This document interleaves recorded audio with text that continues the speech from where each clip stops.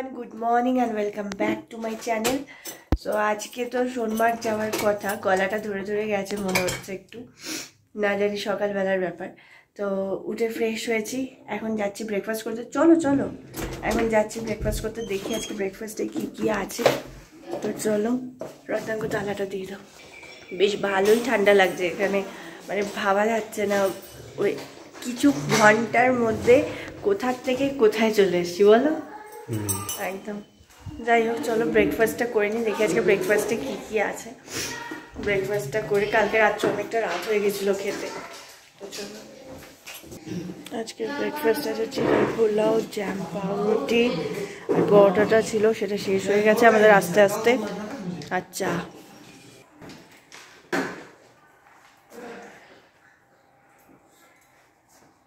Babi.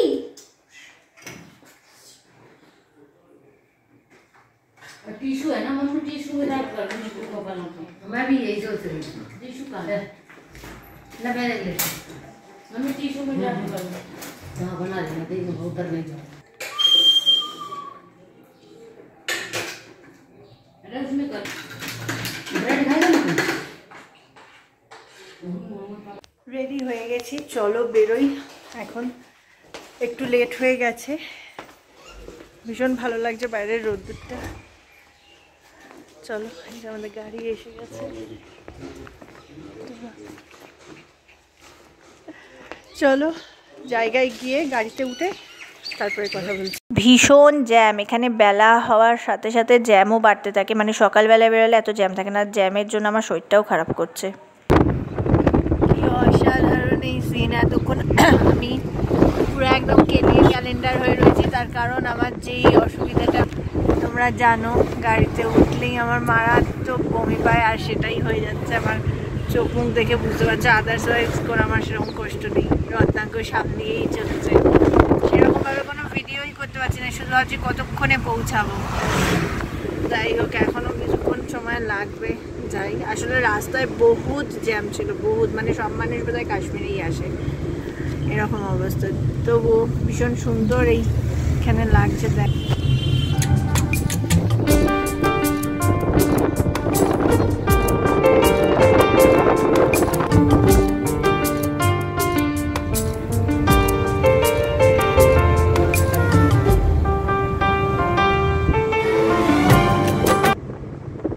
এবারে ভীষণ গরম পড়েছে কাশ্মীরে, মানে কাশ্মীরের লোকেরাই বলছে।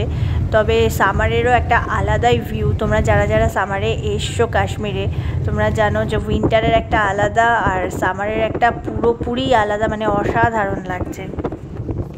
সোনমার্গ এসে গেছি, আস্তে আস্তে আমার অবস্থা তো পুরোপুরি হালত খারাপ হয়ে গেছে, কিন্তু তবু এসেছি এখানে।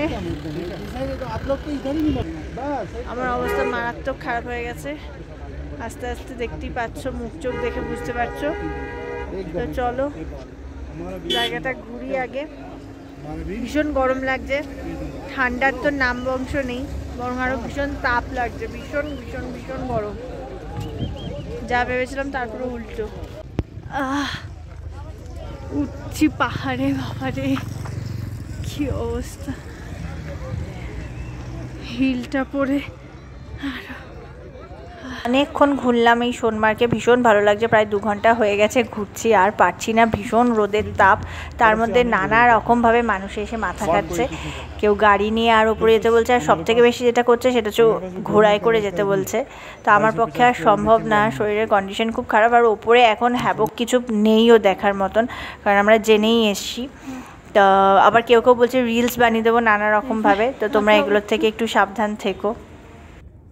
এখন ফিরছি আবার, এখানে সবাই ঘোড়ায় করে উপরে যায়, কিন্তু আমার শরীরটা খারাপ বলে আজকে যেতে পারলাম না। দেখি কাল কি পেহেলগাম যে কোনো একটা জায়গায় গিয়ে যাব। জায়গাটা তো ভীষণ সুন্দর, যেহেতু এখন মে মাস, তাতেও যে আমরা পাহাড়ের চূড়ায় ওইটুকু বরফ দেখতে পেয়েছি, এটাই যথেষ্ট। যা গরম এখানে, কাশ্মীরের লোকরাই বলছে, এখানকার লোকেরাই বলছে যে এত গরম পড়েনি এখানে, এত গরম এবছর নাকি একটু বেশিই গরম পড়েছে, জানি না কেন, কি আর করা যাবে। হাঁপিয়ে গেছি আমি মারাত্মক। উঁচু থেকে নামতে নামতে। চলো আবার গাড়িতে উঠি, আর আবার শরীরটা খারাপ করি। গাড়িতে ওঠা মানে শরীরটা খারাপ করা। যতক্ষণ বাইরে থাকছি ফ্রেশ এয়ারে ততক্ষণ ঠিক লাগছে, বাকি সারাক্ষণ আমি অসুস্থ হয়ে পড়ছি। এখন যাই, আগে কিছু খাবো, খেয়ে দিয়ে আবার গাড়িতে উঠবো।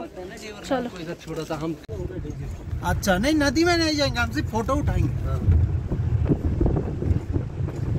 পাহাড় থেকে নদী, কি অসাধারণ এই ভিউ, কি জোরে জলটা যাচ্ছে, ফোর্সটা বিভৎস আওয়াজ। ভীষণ ভালো লাগলো এই সোনমার্গে এসে, বিশেষ করে এই ঝিলাম রিভারকে, মানে মন একদম মুগ্ধ হয়ে গেছে, চোখ জুড়িয়ে গেছে দেখে সব কিছু। তো কাল আবার গুলমার্গ যাব, শরীরটা বিশেষ ভালো নেই তাই আর বেশি কথা বলছি না। চলো গুলমার্গের ভিডিও নিয়ে আসি নেক্সট ব্লগে।